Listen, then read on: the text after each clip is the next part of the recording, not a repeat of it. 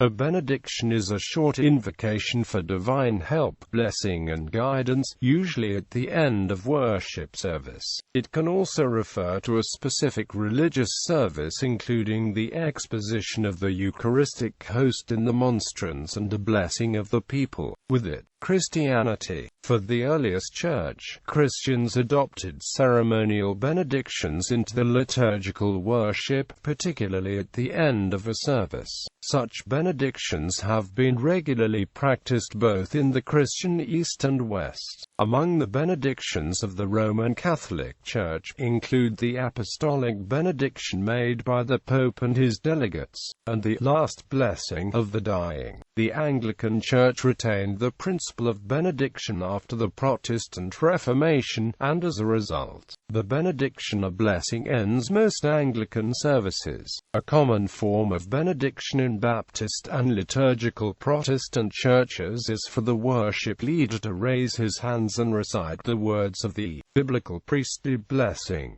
This addition to the Mass was made by Martin Luther in his Deutsche Messe and remains traditional in Lutheran churches. Many Protestant denominations, such as the Methodist Church, incorporate the use of benedictions in the closing of their church services. Such benedictions may be taken from Scripture, written by a church member, or a combination of the two. An often complex and lengthy blessing before communion took place in the Mass of the Gallican Rite, and in some French sees survived until the Gallican Rites controversy, when they were suppressed. Pope John Paul II, however, gave permission for these sees to restore this traditional element of the local rite. In the Orthodox Church, benedictions will occur at both the beginning and the end of each service, and there may be other benedictions during the course of the service. The final benediction is the most important, and will often entail mention of the feast of Saint being commemorated that day. The priest will bless with his right hand, and the bishop will bless with both hands.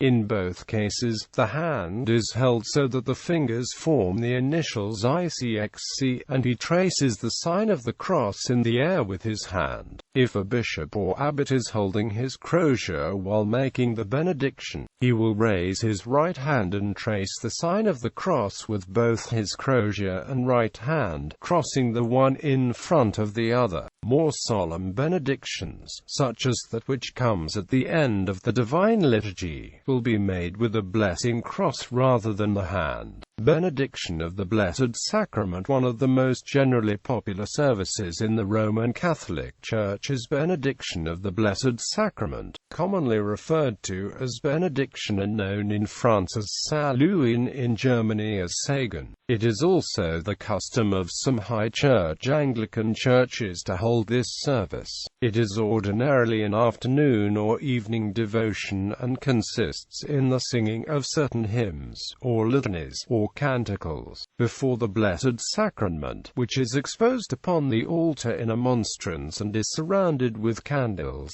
At the end, the priest or deacon, his shoulders enveloped in a humeral veil, takes the monstrance into his hands and with it makes the sign of the cross in silence over the kneeling congregation. Benediction is often employed as a conclusion to other services, e.g., Vespers, Compline, the Stations of the Cross, but it is also still more generally treated as a rite complete in itself. There is a good deal of diversity of usage in different countries with regard to details, but some of the elements are constant. The use of incense and wax candles, the singing of the Tantum Ergard with its versicle and prayer, and a blessing given with the Blessed Sacrament are obligatory everywhere. In Rome, the only portion of the service which is to be regarded as strictly liturgical is the singing of the Tantum Ergard and the giving of the benediction which immediately follows.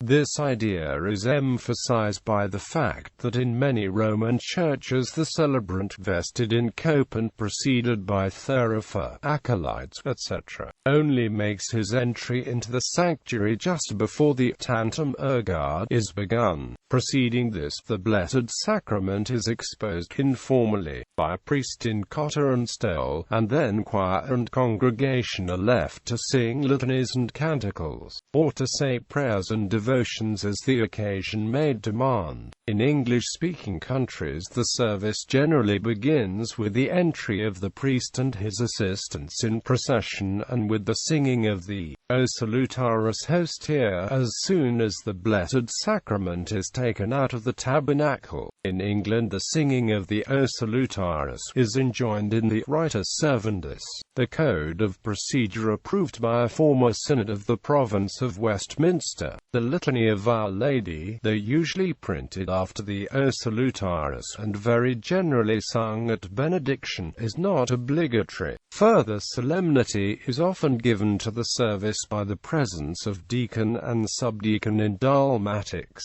When the bishop of the diocese officiates, he uses mitre and crozier in the procession to the altar, and makes the sign of the cross over the people 3 times in giving the benediction. Otherwise, when the means for carrying out a more elaborate rite are not available, an informal service is permitted. The priest, wearing cotter and stole, simply opens the tabernacle door. Prayers and devotions are said or sung, and then the priest blesses those present with the veiled ciborium before the tabernacle door is again closed. The permission, general or special, of the bishop of the diocese is necessarily for services where benediction is given with the monstrance. Judaism developed ritualized benedictions for use at the Temple of Jerusalem and the home. These baracho often took the form of a blessing upon the fulfillment of a mitzvah. The most important benediction was the priestly blessing pronounced by the Kohanim, as found in Numbers chapter 6 verses 23 to 27.